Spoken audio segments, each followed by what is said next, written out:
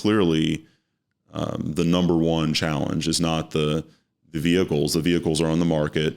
They've logged many miles. They've been tested. They've been piloted. There's still a lot to learn, but the vehicles are there. It's the charging infrastructure is right now the holdup.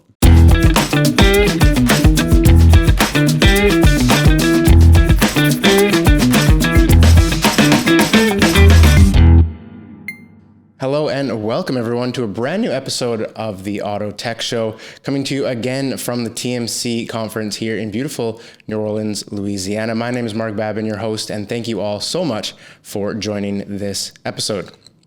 Now, on this episode, we are set to discuss the growing topic of sustainability in the fleet industry, and we're very fortunate to be joined by Seth Clevenger, the managing editor of features at Transport Topics. Transport Topics, of course, proudly owns the role as the fleet industry's go-to source for breaking news, award-winning reporting, and insightful analysis.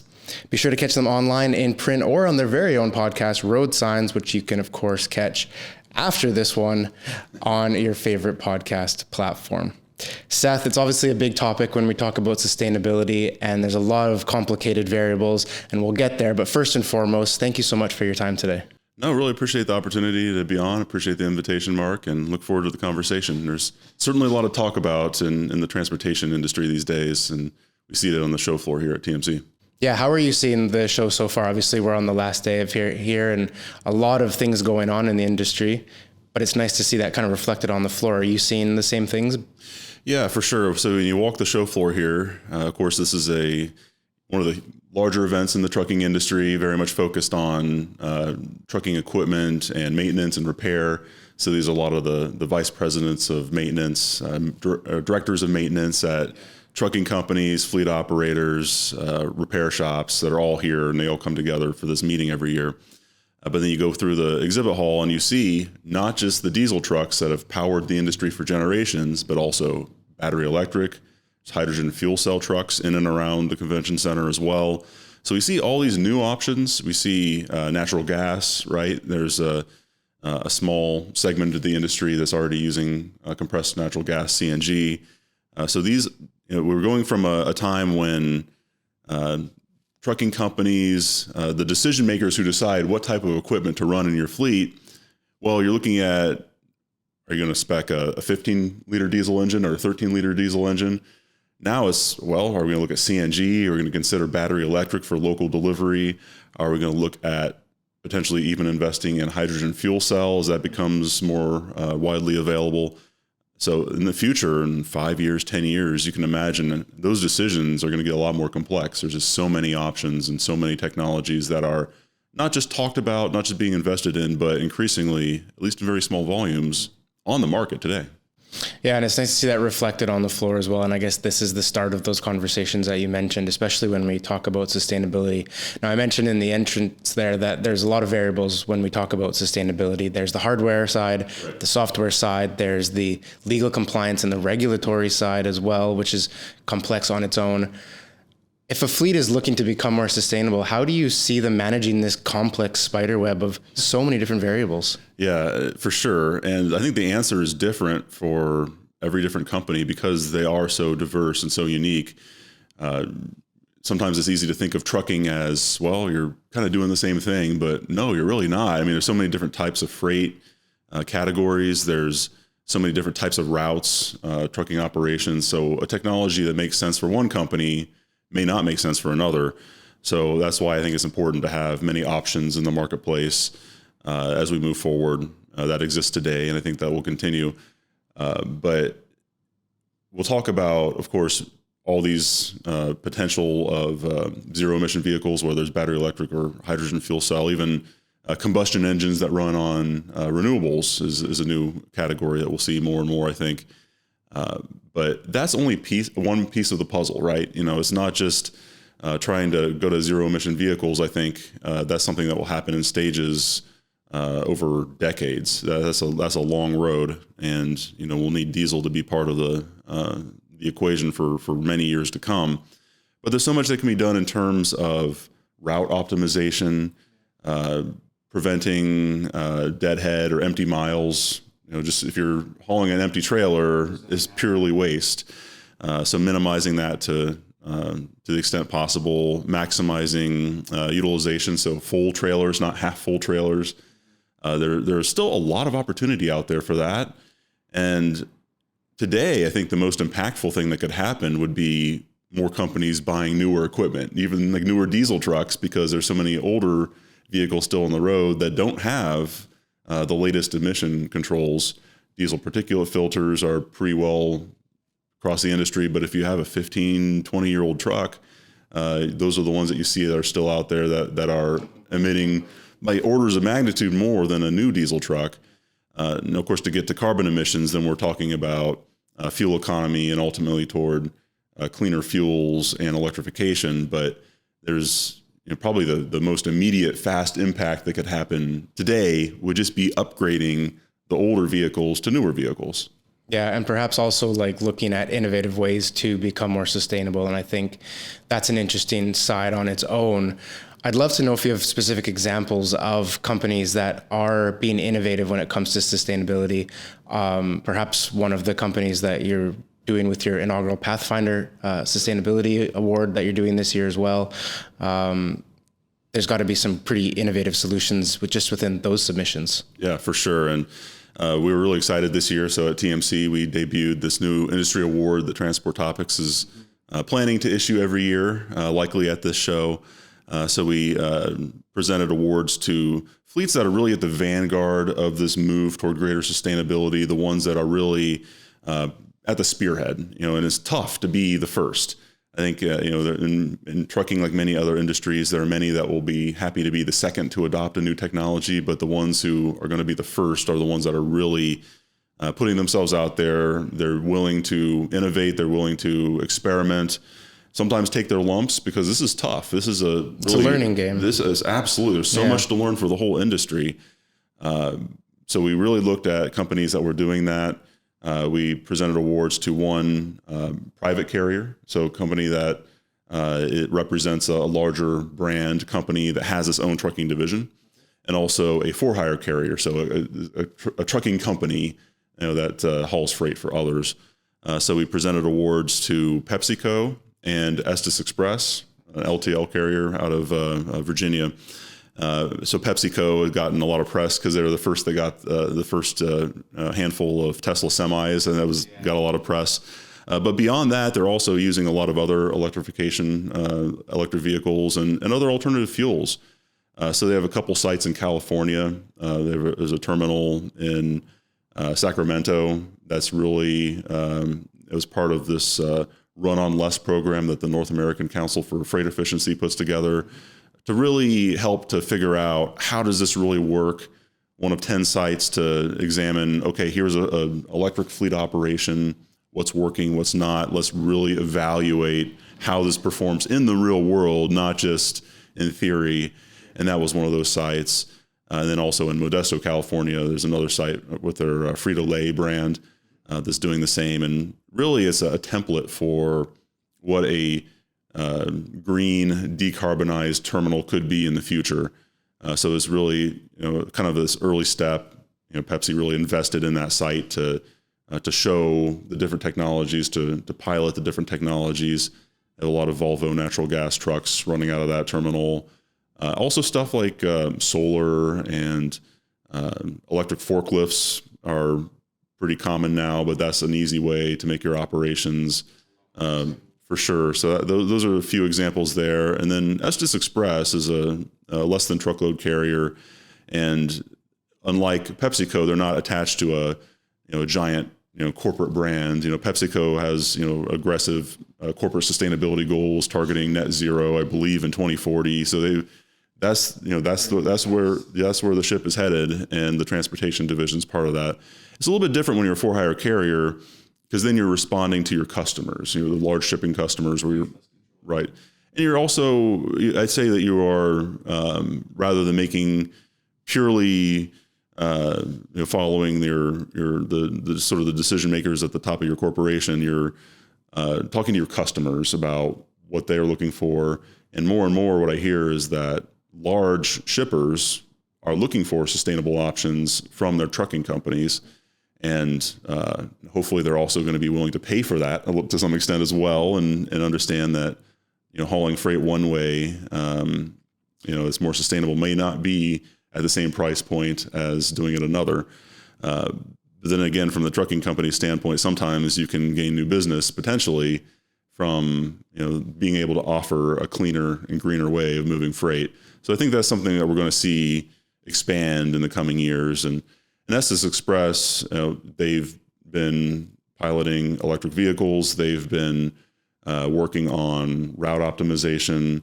They actually have their own sustainability department. It's pretty rare for a I was going to say, trucking that's not something you hear about. Because trucking is such a fragmented, diverse industry. Most of the work is done by small and medium-sized carriers. Estes Express is a big one. They're a big carrier, but still, they're not an absolute Goliath like a UPS or a FedEx. But Estes has a sustainability department. This is part of who they are as a company, and they're also interestingly enough working on some other options. And one of the technologies that they're piloting, I think, is really interesting, is from a startup called Remora. It's a carbon capture device that goes on a diesel truck that can capture emissions at the tailpipe. And so you can capture about 80%, and then you can store and even potentially resell and repurpose the emissions. So companies like concrete producers, for example, might be able to use truck emissions in the industrial processes. So there's a really innovative, for sure. So it's a really innovative approach, and they're one of the companies that is trialing that.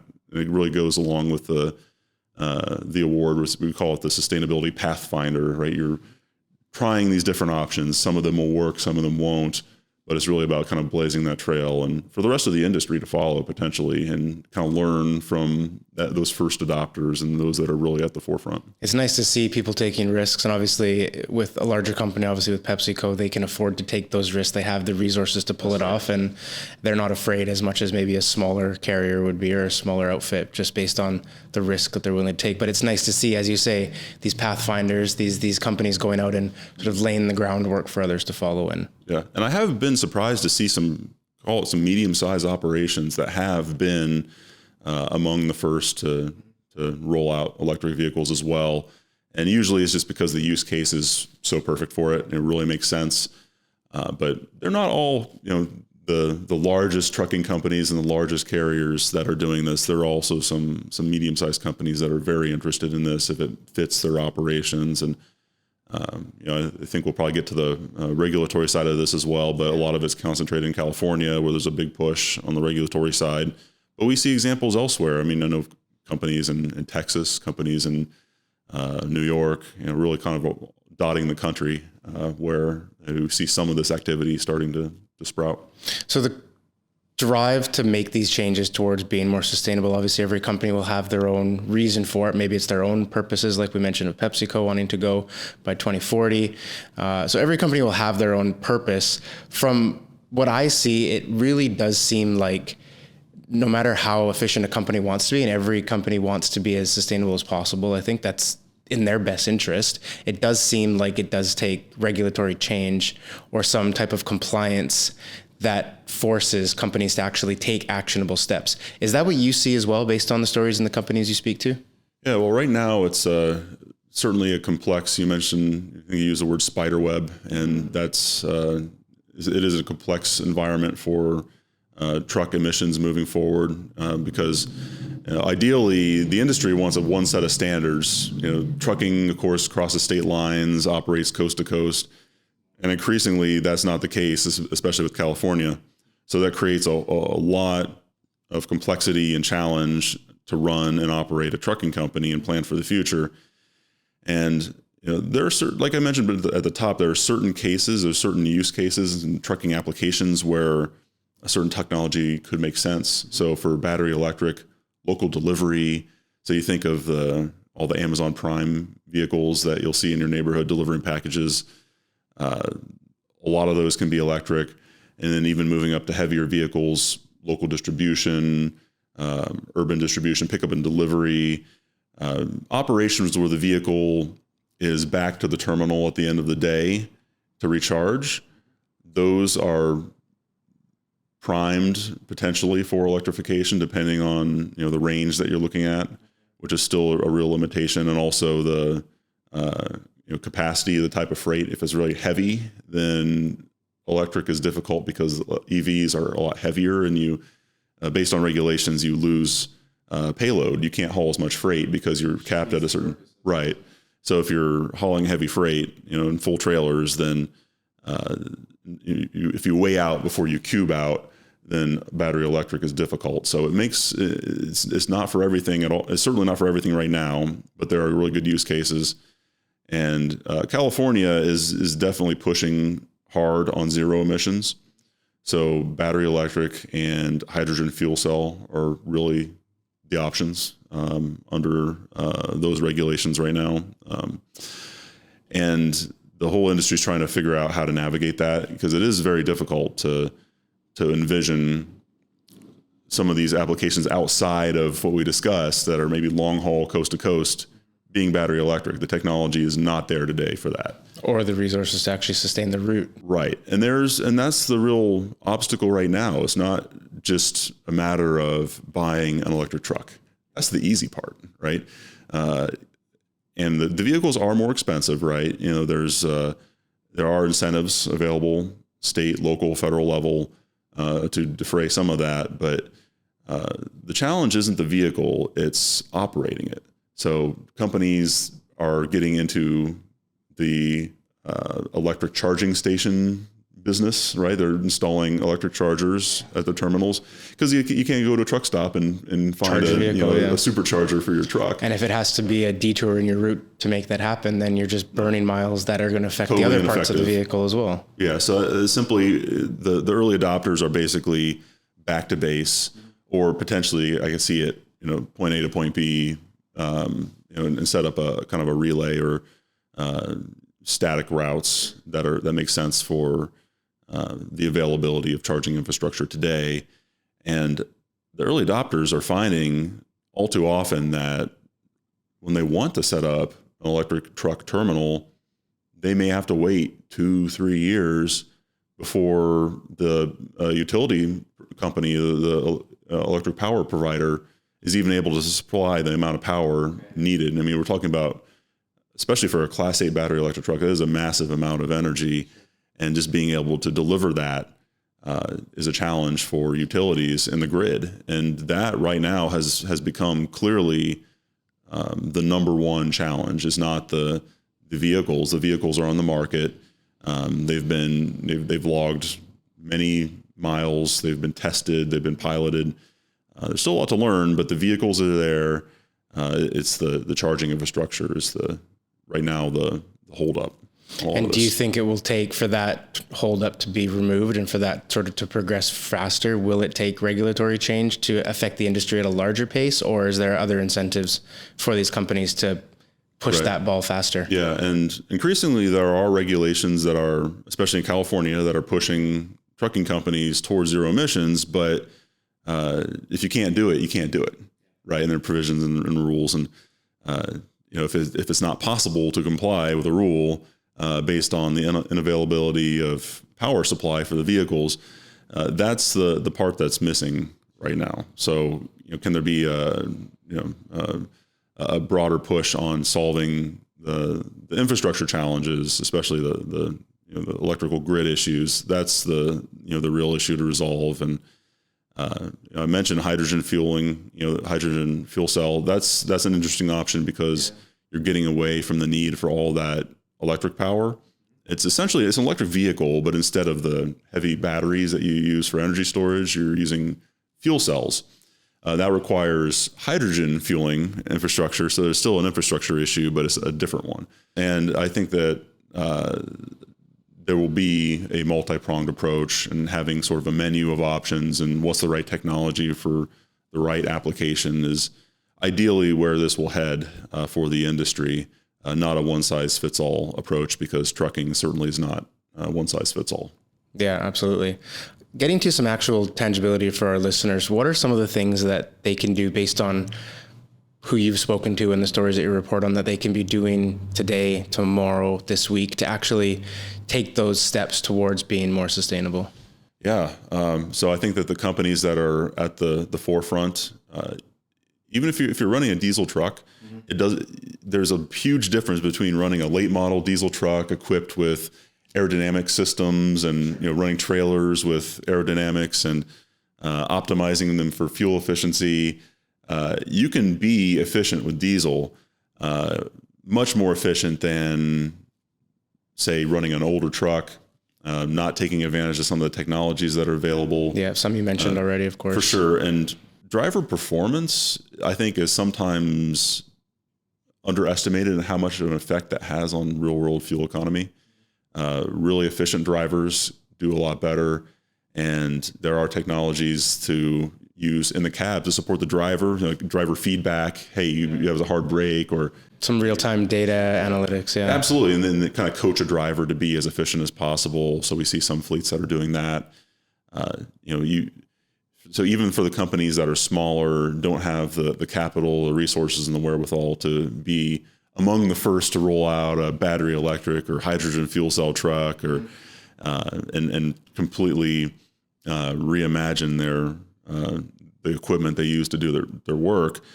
There's still a lot you can do, and that's something pretty much any transportation company out there, any trucking company can do. So even if you're not ready or don't have the resources for electric trucks. Yeah, it's a huge step. Right. Yeah. You can coach your drivers, you can train your drivers, you can give them equipment that's more efficient. You can invest in more recent late model diesel trucks. If you purchase used trucks, even getting a more recent used truck versus an older used truck, something that's has all the latest equipment, and you also get fuel economy because these trucks have been designed to meet increasingly stringent greenhouse gas emission rules.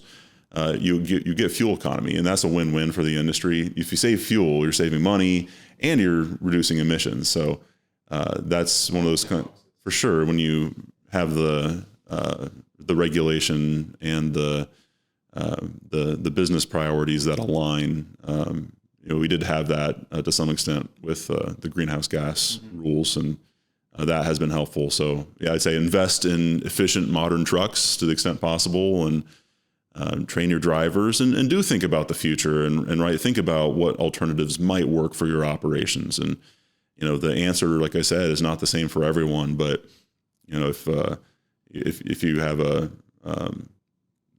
short haul fleet, that might make sense for electrification, or even yard tractors. So you think about the yard jockeys, the terminal tractors that are just moving trailers around a logistics yard.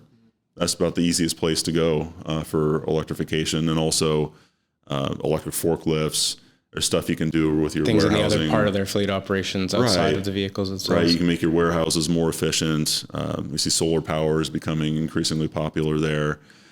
So those are all options, and I think that what makes sense for you will differ based on your operations, but I think there are options out there for everyone, no matter what you do. And I guess understanding your operation as best as you can, and perhaps using the software side to help to understand that a bit better. For sure. And that gets into route optimization. If you're reducing miles, you can do the same job with fewer miles. Maybe you can do the same job with fewer trucks because you're planning better. Optimizing those routes. Absolutely. A bit better, and even for logistics companies, right, that are non-asset based, if you plan better and you can have freight or product shipped and delivered via a more efficient mode of transportation rather than having it express shipped on a cargo jet, right? To meet demand last minute.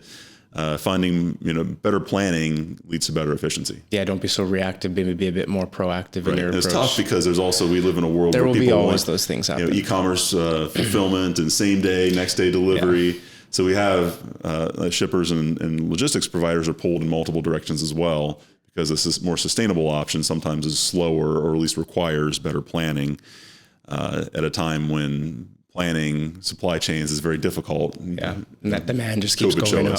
Showed us for sure. But there's something that the whole industry can do. It's just the answer is different for different companies, I think. Yeah, and I think that's a great point, because it's understanding your company to see what is best for you, because there's no blueprint.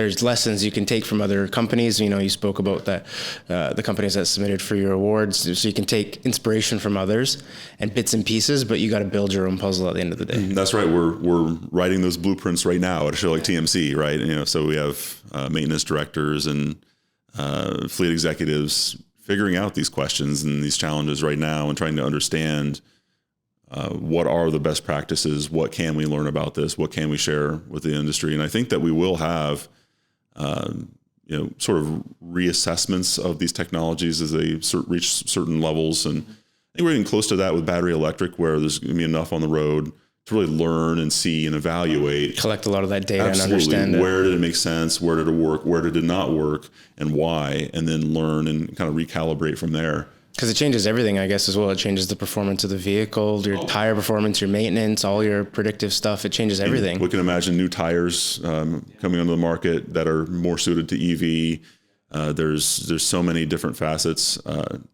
Drivers may think differently about how they operate the vehicle to some extent. Certainly, you certainly have to think about how you charge the vehicles. You can't just charge it when you want. You have to also keep into account peak demand and things like that. So optimizing all that, is really a whole new world for some of these early adopters. It's been enough in the passenger side and let alone the commercial side. We're still learning on that side, I guess.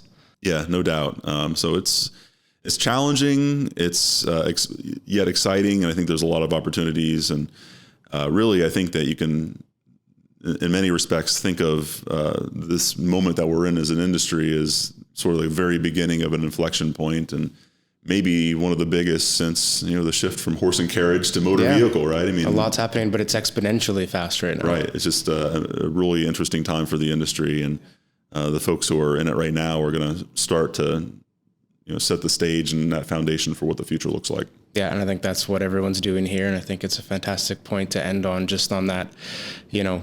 Things are happening and these conversations are happening, and it's important for you to be part of them. And that's why events like this exist. And that's why it's so nice to see the community come together to ultimately build these blueprints and ask these critical questions to try to find solutions for. So I think it's a fantastic point, and hopefully people are taking those steps. So Seth, thank you so much for today. I really appreciate your time. I've learned a ton. Hopefully the audience has as well. But I really appreciate the time today. Yeah, thank you so much. It was a great conversation and a fascinating time to be talking about this. Absolutely, and we'll continue to do so as the years go on, for sure. All right, sounds good. Perfect. Thank you very much. And for everyone watching and listening, thank you very much for joining me on this podcast. Hopefully you've learned a lot and those notepads are full and you're taking those actionable steps towards being more sustainable in your outfit. If you have any questions about what you heard today, please feel free to just head down to the comments and the podcast notes.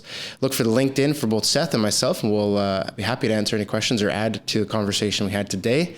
But we'll leave the conversation ending there for this episode. Thank you all so very much again for listening. Wishing you a great day wherever in the world you may be, and we'll see you on the next episode very soon. Bye for now.